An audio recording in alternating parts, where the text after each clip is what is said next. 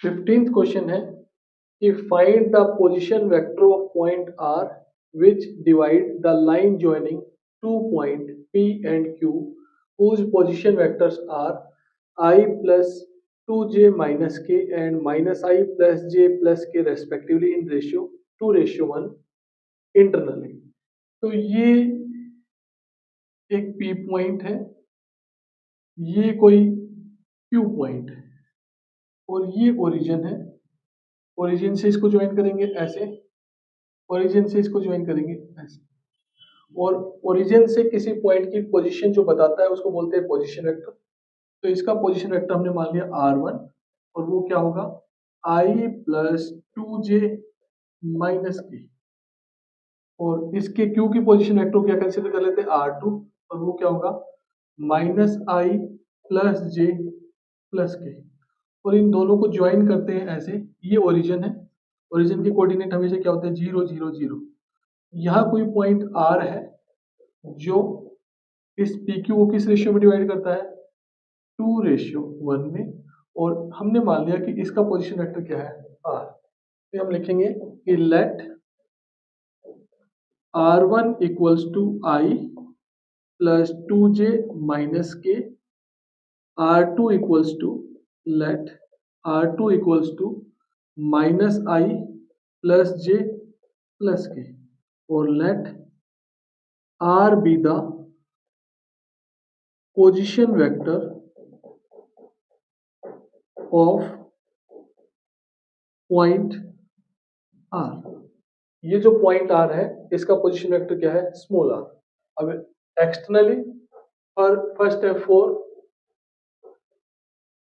Internally, तो R equals to क्या होगा, इस तरफ जो रेशियो है इसको इस वाले पोजीशन वेक्टर से मल्टीप्लाई कर देंगे, यानी कि 2 इंटू R2, और इसको इस वाले पोजीशन वेक्टर से मल्टीप्लाई कर देंगे तो प्लस 1 इंटू R1 और अपॉन 2 प्लस 1।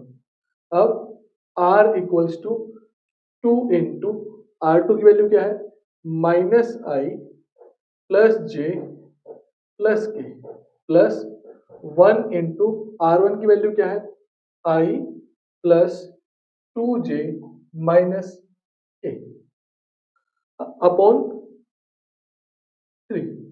तो R equals to minus 2I plus 2j plus 2k plus I plus 2j और माइनस के अपॉन 3। तो R इक्वल्स टू माइनस के 2I और प्लस का I, तो क्या बचेगा माइनस I 2j और 2j 4j और 2k माइनस के और अपॉन 3।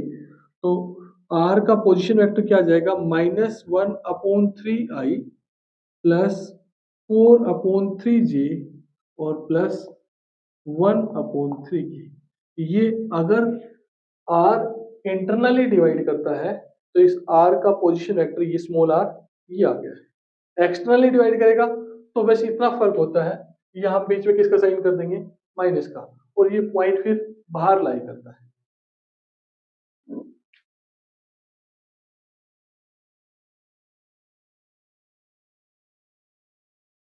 अब एक्सटर्नली डिस्कस करेंगे। फोर एक्सटर्नली, तो वो उसका पोजीशन वेक्टर क्या होगा R equals to 2 into R2 minus 1 into R1 और अपॉन 2 माइनस 1। एक्सटर्नली में ये पॉइंट या बाहर आ जाएगा और ये माइनस 1 हो जाता है। अब R equals to 2 into R2 की वैल्यू क्या है minus I plus j plus k और माइनस 1 इंटू R1 की वैल्यू क्या है I प्लस 2j माइनस के और अपॉन 2 माइनस 1 करेंगे क्या आएगा 1, ब्रैकेट ओपन करेंगे तो minus 2I plus 2j plus 2k minus I minus 2j और प्लस के। अब 1 लिखो या ना लिखो, तो ये क्या आएगा, -2i ये और माइनस आई है तो -3i, ये प्लस का 2j, ये माइनस का j, तो क्या आएगा +0j और 2i और ये 2k और ये k, तो क्या आएगा 3k। तो पोजीशन वेक्टर आ जाएगा उसका r equals to -3i + 0j + 3k। तब अगर एक्सटर्नली डिवाइड करेगा तो r का पोजीशन वेक्टर फिर ये आएगा।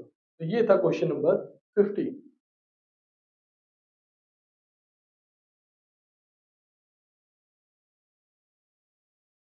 क्वेश्चन नंबर 16 है, find the position vector of mid point of the vector joining the point P2, 3, 4 and Q4, -1, -2। ये दो पॉइंट है,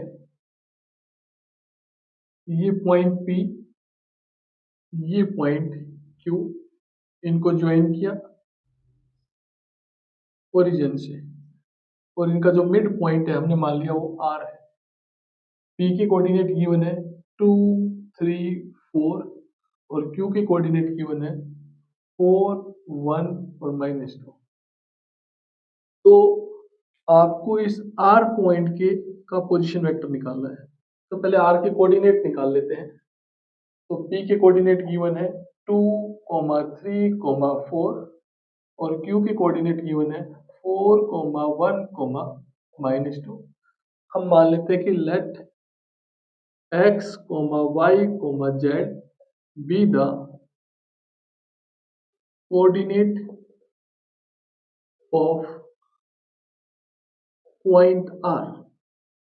तो मिड पॉइंट फॉर्मूला से x की वैल्यू क्या होगी, इसका और इसका सम कर देंगे 2 + 4 और 2 से डिवाइड कर देंगे तो क्या आएगा 3।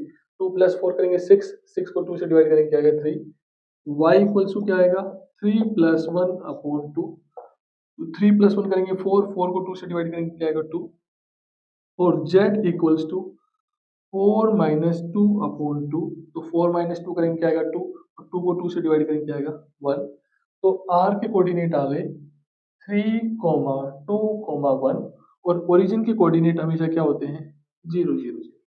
तो आपको इसका पोजीशन वेक्टर हमने मान लिया क्या होगा r।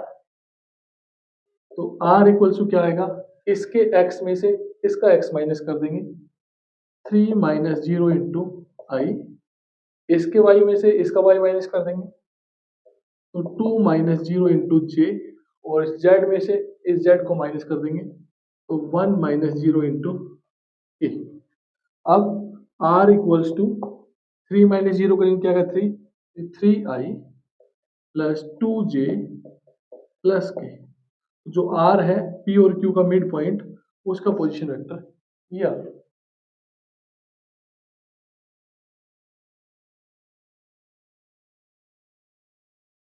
क्वेश्चन नंबर 17 है, show that the point A, B and C with position vector A equals to 3i - 4j - 4k, B equals to 2i - j plus k and C equals to i - 3j - 5k respectively from the vertices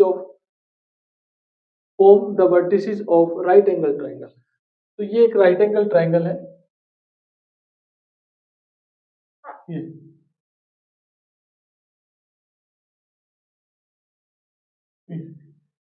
ये A, ये B और ये C। A के position vector दे रखे हैं 3i - 4j - 4k। B के position vector दे रखे हैं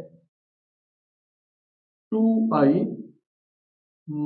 - j plus k और C की पोजीशन वेक्टर दे रखे हैं i - 3j - 5k। तो हम सबसे पहले ये तीनों साइड्स फाइंड कर लेंगे। सबसे पहले बोलेंगे ए बी, तो कैसे निकालेंगे, इसके x में से इसका x माइनस कर देंगे तो क्या आएगा 2i - 3i, फिर प्लस इस वाले में से इसको माइनस कर देंगे तो क्या आएगा -j, माइनस हम करेंगे और माइनस ये है तो क्या आएगा +4j प्लस इसमें से इसको माइनस कर देंगे तो क्या आएगा k, माइनस हम करेंगे और माइनस ये है तो क्या आएगा 4k। इसको सिंप्लीफाई करेंगे तो ए बी वेक्टर आ जाएगा माइनस आई, क्योंकि प्लस के 2i है और माइनस के 3i है तो क्या बचेगा माइनस आई, यहाँ से 3j और यहाँ से 5k। इसी तरह से ए सी वैक्टर निकाल लेंगे तो ए सी इक्वल्स टू, इसके x में से ये x माइनस करेंगे तो i माइनस 3i प्लस इस j में से इसको माइनस करेंगे तो माइनस 3j, माइनस ये है और माइनस हम करेंगे तो क्या आएगा प्लस 4j प्लस इसमें से इसको माइनस करेंगे तो 5k, माइनस ये है और माइनस हम वो माइनस का 5k था तो क्या आएगा प्लस का 4k। अब A C vector equals to क्या आ गया minus 2i plus j minus k। अब बी सी वैक्टर निकाल लेंगे तो B C vector equals to, इसमें से इसको माइनस करेंगे तो i माइनस 2i प्लस इसमें से इसको माइनस करेंगे तो माइनस 3j, माइनस हम करेंगे और माइनस वो है तो प्लस हो जाएगा प्लस इसमें से इसको माइनस करेंगे तो क्या आएगा माइनस 5k माइनस के, ये ब्रैकेट क्लोज। तो बी सी वैक्टर क्या आ गया माइनस आई माइनस 2j और माइनस 6k। अब इनके मैग्नीट्यूड निकाल लेंगे तो ए बी वैक्टर का मैग्नीट्यूड क्या आएगा स्क्वायर रूट ऑफ आई के साथ है उसका स्क्वायर तो आई के साथ कौन है माइनस 1 का स्क्वायर, जे के साथ है उसका स्क्वायर तो 3 का स्क्वायर और के साथ है उसका स्क्वायर तो प्लस 5 का स्क्वायर। तो ए बी वैक्टर का मैग्नीट्यूड आ गया square root of 1 plus 9 plus 25। अब 9 और 1 10, 10 और 25 कितना हो जाएगा रूट 35।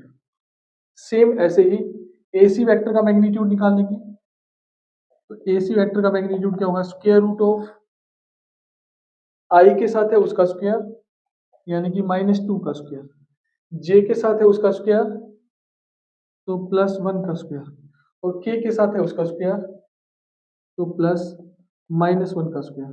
सिंप्लीफाई करेंगे तो ये आ जाएगा square root of 4 plus 1 plus 1, ये आएगा रूट 6।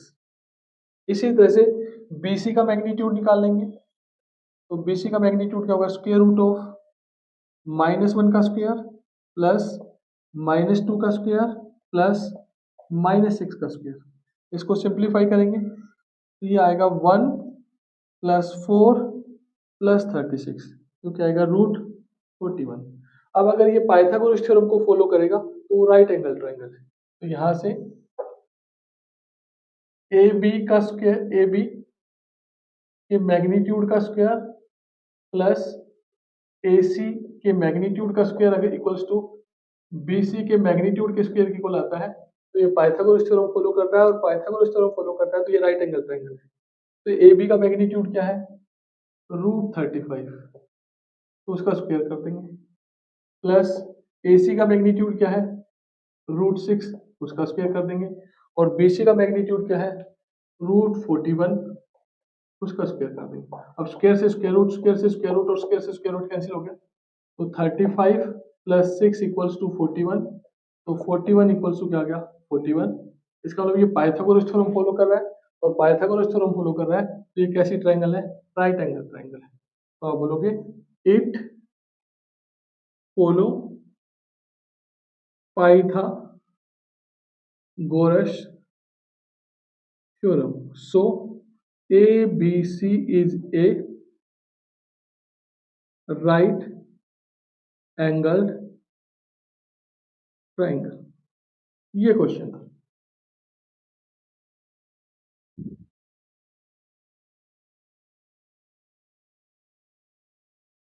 क्वेश्चन नंबर 18 है कि इस ट्राइंगल ABC में आपको ये बताना है कि इनमें से कौन सा ट्रू नहीं है। तो तो आप ये ध्यान रखना, जब एक एरो के ऊपर दूसरे वेक्टर का, एक के हेड के ऊपर दूसरे का टेल रखा होता है उसको हम बोलते हैं सेम ऑर्डर, और जहां हेड से हेड टकराता है वो होता है अपोजिट ऑर्डर। और अपोजिट ऑर्डर वाला हमेशा, अगर इस वेक्टर और इस वेक्टर का रिजल्टेंट ये होगा तो आप इसको कैसे लिख सकते हो, A B plus B C equals to A C vector. आप इसको इस तरफ लेके आओगे तो A B plus B C minus A C equals to, इधर क्या हो जाएगा, जीरो वेक्टर। और इनको आगे पीछे, वेक्टर को आगे पीछे करने से माइनस साइन आ जाता है, ये क्या आएगा, A B plus B C minus, ये जैसे वो इसको आप आगे लाओगे इसको पीछे ले जाओगे तो सी ए इक्वल्स टू क्या आ जाएगा, जीरो वेक्टर। तो ये वाली कंडीशन है, ये ठीक है। ये वाली ये रही। तो जो इन और इसमें भी अगर आप बी को आगे सी को पीछे लाओगे तो माइनस का साइन आ जाएगा, तो ये भी ठीक है। जो ट्रू नहीं है वो ये है, ये ट्रू नहीं है, नॉट ट्रू। तो इसका आंसर कौन सा होगा, थर्ड।